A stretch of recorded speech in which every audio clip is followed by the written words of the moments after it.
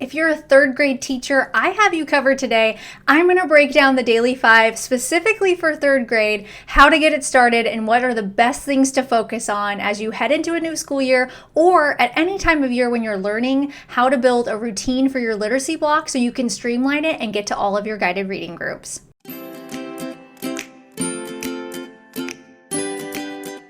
If you've seen my other videos before, you know I'm an elementary teacher and I've taught kindergarten, first grade, and now fifth grade, and I love sharing all tips and tricks about Daily 5, and you're here because you want to start using this system, and I'm going to help you streamline it so that it's so easy and that you get really good results from it. So you can expect a new routine of like this to take a little bit, probably around a month, so just be patient with it and really focus on building that stamina. The first thing I want to tell you is that when you're introducing Daily 5 for your literacy block is that you have to start with the idea in mind that kids are going to be building stamina and this might be really hard for them.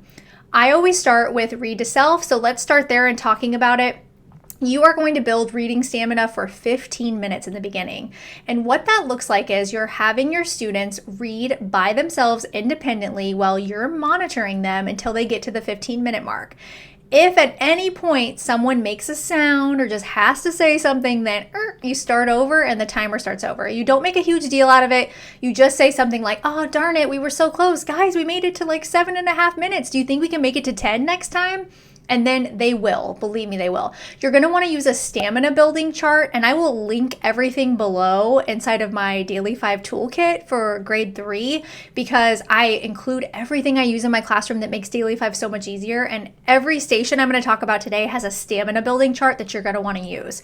It graphs it for you so that like every time they meet a new goal for that choice, then you're marking it up, you're talking it up, you're giving them a lot of excitement.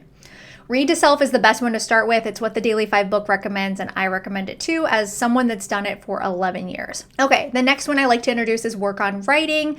I believe the book tells you to do it in this order too. You're going to build that writing stamina. In the beginning, you're not teaching any writing lessons. Actually, writing is a completely separate subject from work on writing. I like to think of Daily 5 writing as creative writing time. And inside of that toolkit that I mentioned before, I have writing prompts for the entire school year. So you will never hear your students say, I don't know what to write about, because it's all done for them and they have choices. They have 3 choices per day. So you could have a choice up for them, or you could have them free write in the beginning. You'll find that a lot of kids don't really love free writing if they don't have that love of writing. I do have a work on writing video. I have a video for every Daily 5 station, all of them. So go check those out inside of the playlist. I will link that below as well if you want to learn more in depth about every station. This is kind of an overview for third grade.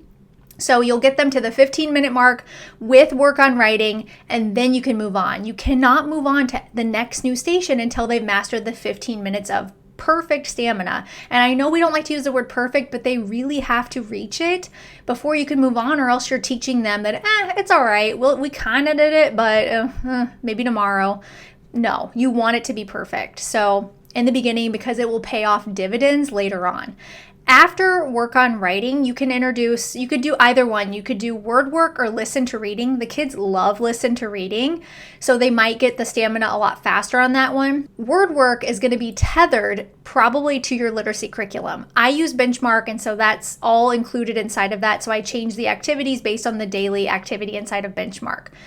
Word work in the beginning, though, might be more just kind of fluffy, busy stuff, like things that they're reviewing from the previous grade, because you might not have a lot of curriculum stuff set up yet. Really, you're focusing on the routine. You're not focusing on what they're learning. So you decide either third is word work or third is listen to reading, and then you can flip-flop. That gets you to 4. There are 5 Daily 5 stations. You are definitely welcome to do read to someone, sometimes called read to friend. I've talked about this before. I do have a YouTube video on it. I did that a lot when I taught K1 split, but I stopped doing it when I switched to 5th grade because I just didn't feel like 5th graders needed to do read to friend. In my opinion, it became kind of a logistical nightmare of people just talking or passing notes. But some people really like it, so you could do that one next, and that would be your 5th station. This is all to get you to the point of teaching book clubs. That's what I call them. You could call them guided reading. It could be differentiated groups based on the skills that they're learning. You could have your pulling groups over for some extra teaching that they need. Whatever it is, it's small group learning. The end goal is that you're able to teach uninterrupted while you're pulling these groups and everybody else is working independently. So that is what Daily 5 in a nutshell will look like in 3rd grade. You will probably have kids that have had Daily 5 in the past or a similar type structure, and they'll do really well with it in the beginning. You might have kids that have never had anything like this, so they need to learn how to do it. It will become their favorite part of the day. I'm going to tell you that. Kids will say their favorite part of the day for academics is Daily 5. I've gotten letters from kids about it. I've been told by parents, what is this Daily 5 thing? And it's a system to structure your literacy block. It's not the instruction. I'd love to know what other Daily 5 questions you have, so drop those in the comments below, and I have a whole Daily 5 playlist just waiting for you. If you have more questions, I've probably answered them in another Daily 5 video, but any question you have, you can leave down below. And check out the Daily 5 Toolkit for grades 3, 4, and 5. It has everything that I currently use in my own classroom, and it's all inside of there, from every single station to stamina building to the chart I use, everything included in there. Thanks so much for watching, and I'll see you next week.